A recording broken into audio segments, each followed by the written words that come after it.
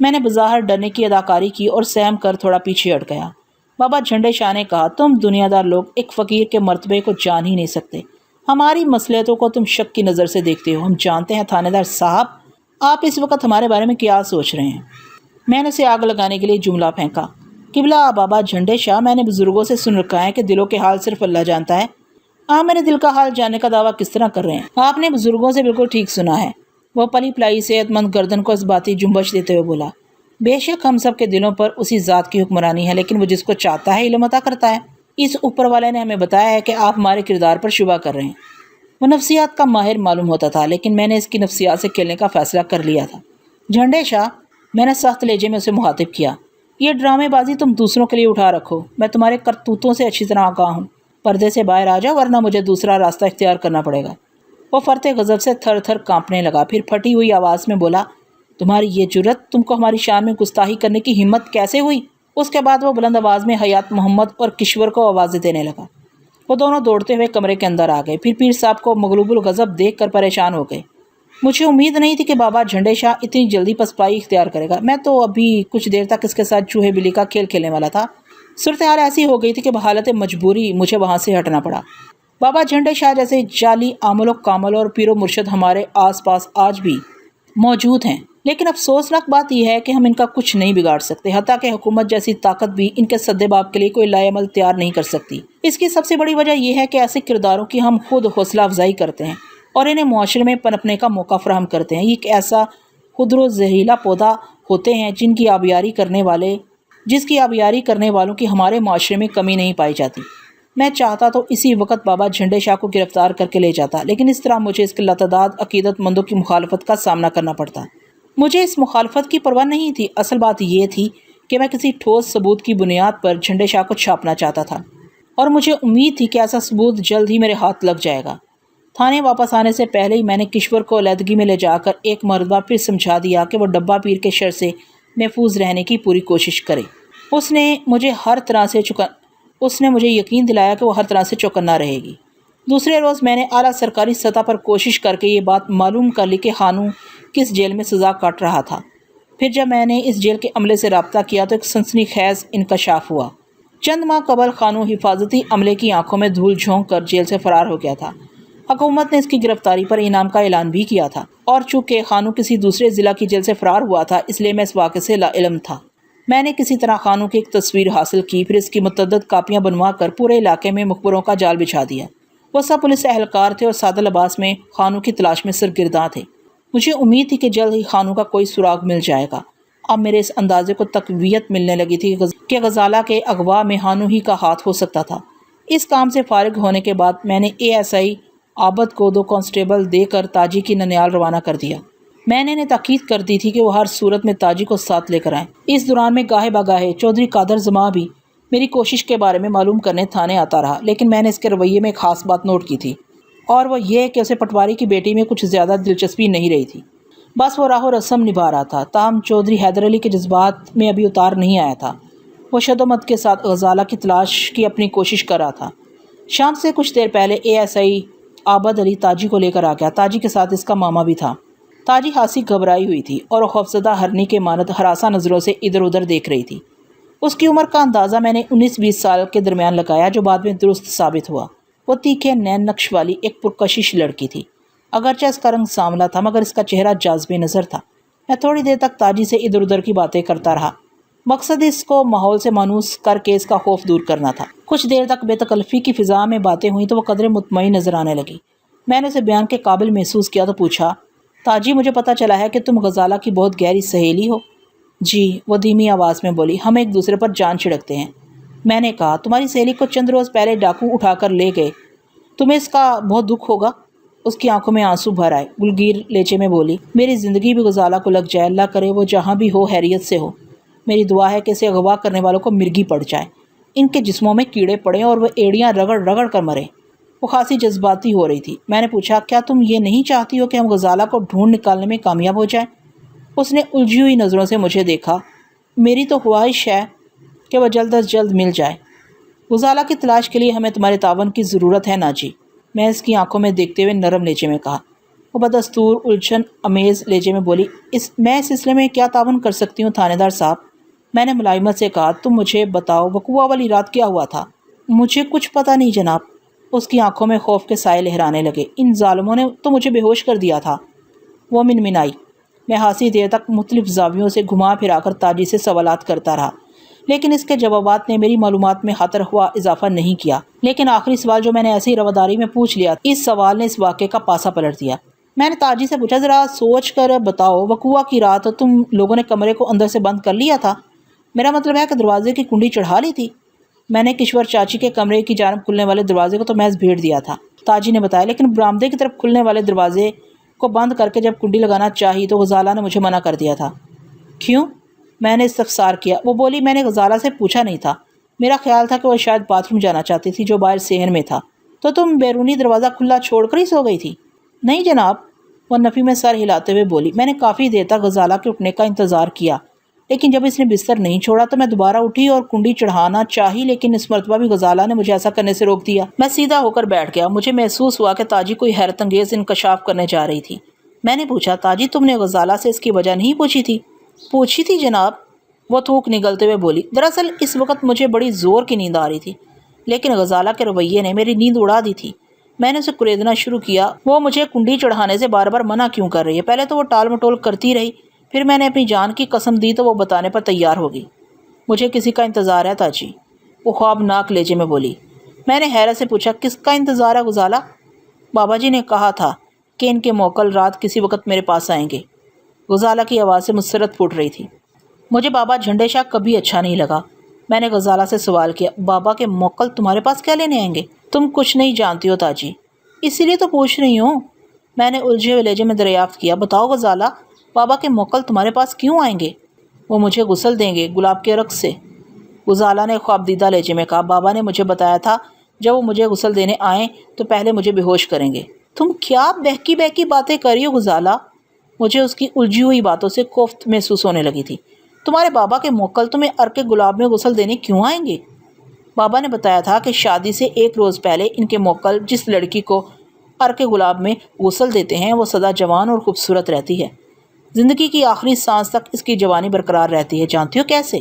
پھر اس نے خود ہی اپنے سوال کا جواب دے دیا، کیونکہ بابا کے موکل وہ عرق گلاب جنت سے لائیں گے۔ اپنی بات ختم کر کے غزالہ نے ایک ہلکا سا مخمور کہکا بھی لگایا تھا۔ غزالہ کی باتیں میری سمجھ سے بالاتر تھیں۔ میں نے اسے اس انداز میں پہلے کبھی باتیں کرتے ہوئے نہیں سنا تھا، لیکن چونکہ اس وقت مجھے نیند نے بھی گھیرا ہوا تھا، اس لیے میں نے جان چھڑانے کے لیے پوچھا، غزالہ کیا تمہارے بابا کے موکل بند دروازوں میں سے نہیں آ سکتے؟ میرا مطلب ہے کہ ہم دروازے کو اندر سے کنڈی لگا دیتے ہیں، موکل تو غیر مرئی محلوق ہیں، وہ بند دروازے سے بھی گزر آئیں گے۔ تو نہیں سمجھے گی تاجی، وہ خود فراموشی کسی کیفیت میں بولی۔ بابا جی نے تاکید بھی کی تھی کہ وہ انسانی وضع کا تمے آئیں گے، اس لیے دروازے کو کنڈی نہ لگاؤں۔ میں اس وقت تو یہی سمجھی تھی کہ غزالہ مذاق کر رہی ہے، لیکن اس کی باتوں نے وقتی طور پر میری نیند اڑا دی تھی۔ میرے دل میں خدبد ہونے لگی تھی۔ میں اپنی چارپائی پر خاموش پڑی کافی دیر تک دروازے کو تکتی رہی، پھر نہ جانے کس وقت میری آنکھ لگ گئی۔ اس کے بعد کے واقعات کا مجھے علم نہیں ہے، ساری بات میری سمجھ میں آ چکی تھی۔ اس نام نہاد پیر نے اپنی چال بازی سے سادہ لو غزالہ کو بیوقوف بنایا تھا اور اغوا کروا لیا تھا۔ مجھے پہلے ہی سے اس پر شک تھا، اب کسی شبے کی گنجائش نہیں رہی تھی، بلکہ یقین ہو گیا تھا، اس پر ہاتھ ڈالنے کا وقت آ گیا تھا۔ میں نے فوری طور پر ASI ریاض باجوہ کو 4 کانسٹیبلوں کے ہمراہ بابا جھنڈے شاہ کی گرفتاری کے لیے روانہ کر دیا۔ میں نے انہیں بتا دیا تھا کہ جعلی بابا اس وقت کہاں ملے گا۔ اس طرف سے فارغ ہو کر میں نے ASI ہمایوں خان کو ایک بھاری نفری کے ساتھ بابا جھنڈے شاہ کے آستانے پر چھاپا مارنے بھیج دیا۔ میں نے ہمایوں خان کو خاص طور پر تاکید کر دی تھی کہ وہ وہاں پر موجود ہر فرد کو گرفتار کر کے فی الفور تھانے لے آئے۔ باقی باتیں یہی ہوں گی۔ چراغ دین کھوجی کی ایک بات میرے ذہن میں چکر آ رہی تھی۔ اس نے بتایا تھا کہ کچھ گھوڑوں کے پاؤں کے نشانات بابا جھنڈے شاہ کے آستانے پر آ کر ختم ہو گئے تھے۔ اس وقت میں نے اس بات پر زیادہ زور نہیں دیا تھا، لیکن اب کڑی سے کڑی ملتی جا رہی تھی۔ میں نے اپنے سامنے بیٹھی ہوئی تاجی سے سوال کیا، تم نے اتنی اہم بات ابھی تک چھپائی ہوئی تھی؟ وہ معصومیت سے بولی، میں سمجھی غزالہ نے کوئی مذاق کیا ہوگا۔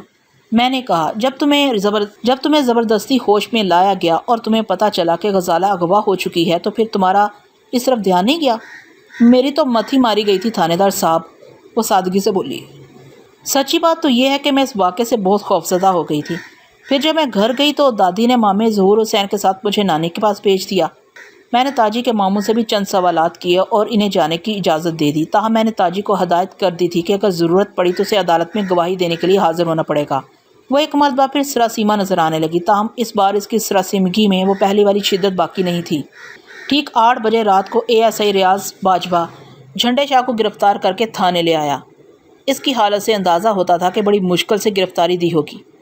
وہ اس وقت مجھے بڑی بڑی دھمکیاں دے رہا تھا اور اپنی ماورائی قوتوں سے مجھے جلا کر بھسم کر دینے والی باتیں کر رہا تھا۔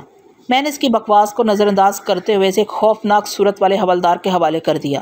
لو بھائی منصب علی، تمہاری خوراک آ گئی ہے، میں نے حوالدار کو مخاطب کرتے ہوئے کہا۔ بابا جھنڈے شاہ نے بہت سے موکل قابو کر کے رکھے ہیں اور بڑا کرنی والا ہے، ذرا اس کو یہ تو بتاؤ کہ پولیس کے موکل کس طرح کام کرتے ہیں؟ وہ خوش ہوتے ہوئے بولا، آپ فکر ہی نہ کریں ملک صاحب، اس فراڈیوں کو منکر نکیر یاد آ جائیں گے۔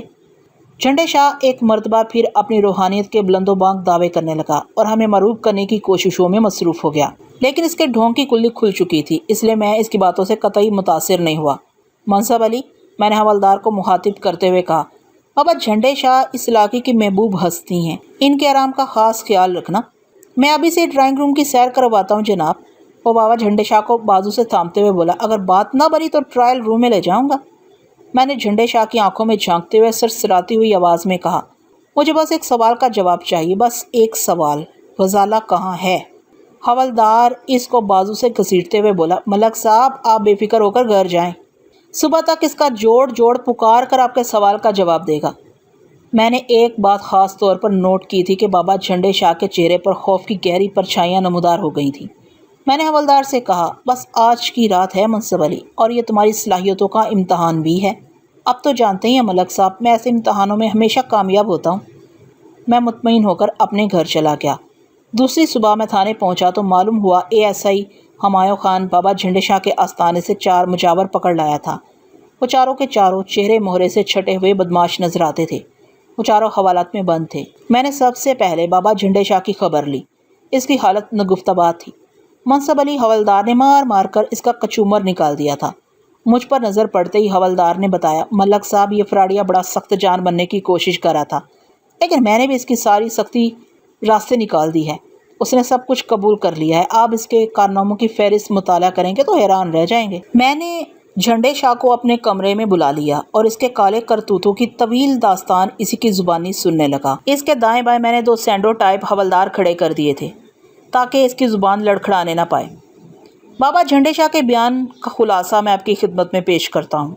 اس کا اصل نام عنایت حسین تھا۔ وہ سرگودا کا رہنے والا تھا اور خاصا مشہور جرائم پیشہ شخص تھا۔ چوری، ڈکیتی، لوٹ مار اس کا ذریعہ معاش تھا۔ پھر ایک ڈکیتی کے دوران میں اس نے 2 آدمیوں کو قتل کر دیا۔ چونکہ وہ پکڑا نہیں گیا تھا اس لیے اس کا حوصلہ بڑھ گیا۔ پھر بے طرفے مختلف وارداتوں میں اس کے ہاتھوں کئی افراد جان سے ہاتھ دھو بیٹھے، تاہم ایک موقع پر وہ گرفتار ہوا۔ مقدمہ چلا اور اسے عمر قید کی سزا سنا دی گئی۔ وہ مختلف جیلوں میں منتقل ہوتا رہا۔ سرگودا، جنگ، خوشاب، میاں والی جیل میں اس نے بہت صحبتیں اٹھائیں۔ پھر جب وہ ملتان کی جیل میں تھا تو اسے جیل سے فرار ہونے کا موقع مل گیا۔ وہ مختلف جگہوں پر چھپتے چھپاتے آخر کار میرے علاقے کے جنگل میں آستانہ بنا کر پیر بن بیٹھا۔ یہ کام اسے اتنا راس آیا کہ اس نے پھر اسے مستقل اپنا لیا۔ اس کے خلیے اور اغذا قطع میں اتنی تبدیلیاں پیدا ہو چکی تھیں کہ کوئی اسے پہچان نہیں سکتا تھا۔ خانوں کو جیل میں کسی طرح معلوم ہو گیا تھا کہ بابا جھنڈے شاہ کی حقیقت کیا ہے۔ وہ جیل سے فرار ہونے کے بعد سیدھا اس کے آستانے پر پہنچا۔ جھنڈے شاہ نے اسے نہ صرف پناہ دی بلکہ اس کی محبوبہ کے حصول کا یقین بھی دلوایا۔ جھنڈے شاہ کے آستانے کے سارے مجاور جرائم پیشہ افراد جو گاہے بگاہے ڈاکوؤں کے بھیس میں آس پاس کے علاقے میں چھوٹی موٹی وارداتیں کرتے رہتے تھے۔ جھنڈے شاہ ایک طرح سے ڈاکوؤں کا سردار بنا بیٹھا تھا۔ اس کے بعد کی کہانی میں کوئی پیچیدگی نہیں ہے۔ عنایت حسین عرف جھنڈے شاہ نے غزالہ کو اغوا کروانے کے لیے ایک منصوبہ تیار کیا۔ غزالہ کی بے وقوفی کی حد کو چھوتی ہوئی معصومیت نے اس کا کام آسان کر دیا۔ اگرچہ میں نے اس سارے فساد کی جڑ کو گرفتار کر کے اس کے طویل جرائم کا اقرار کروا لیا تھا، لیکن اس دوڑ دھوپ کا افسوسناک پہلو یہ ہے کہ میں غزالہ کو واپس نہ لا سکا۔ میں اسے واپس بلا بھی کیسے سکتا تھا؟ وہ اس دنیا میں ہی نہیں رہی تھی۔ جھنڈے شاہ کے ڈاکوؤں نے اسے اغوا کرنے کے لیے ایسا بے ہوش کیا کہ اسے پھر ہوش ہی نہیں آیا۔ وہ جب جھنڈے شاہ کے ڈیرے پر پہنچی تو اس کے جسم اور روح کا ناطہ منقطع ہو چکا تھا۔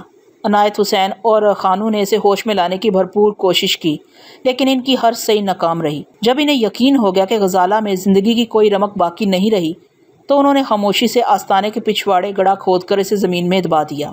خانو اس واقعے سے بہت دل برداشتہ تھا۔ اسی رات خاموشی سے وہ آستانے سے نکل کر رات کی تاریکی میں ہمیشہ کے لیے گم ہو گیا۔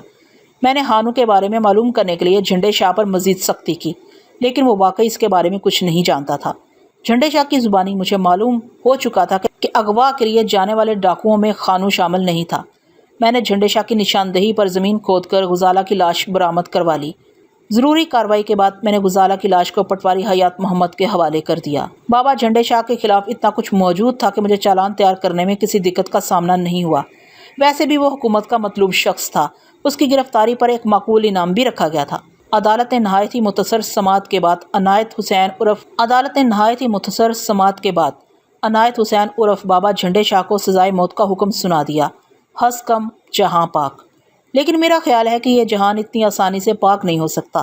جب تک جھنڈے شاہ جیسے جعلی پیر اس معاشرے میں موجود ہیں، غزالہ کی کہانی دہرائی جاتی رہے گی اور وہ سب کچھ بھی ہوتا رہے گا جو انتہائی شرمناک اور ناقابل بیان ہے۔ خدا ہمارے حال پر رحم فرمائے، آمین۔